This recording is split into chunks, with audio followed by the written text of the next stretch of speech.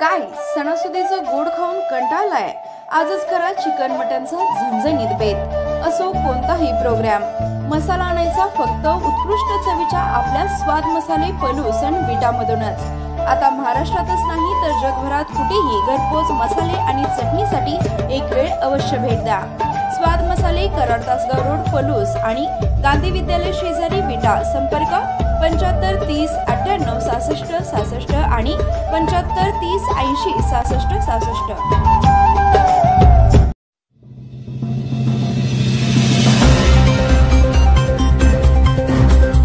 औदुंबर येथे अज्ञात प्राण्याच्या हल्ल्यात गाभण शेळी ठार, वन विभागाकडून पंचनामा।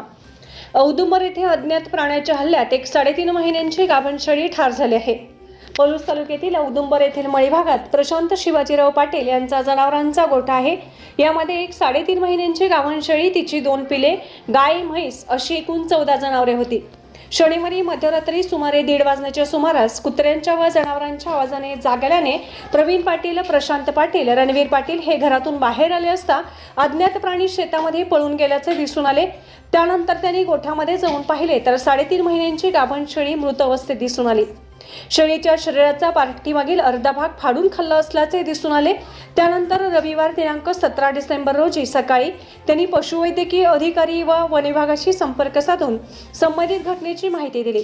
माळवाडी पशुवैद्यकीय अधिकारी डॉक्टर सायली तगारे, पशुधन पर्यवेक्षक डॉक्टर साई चव्हाण यांनी भेट दिली।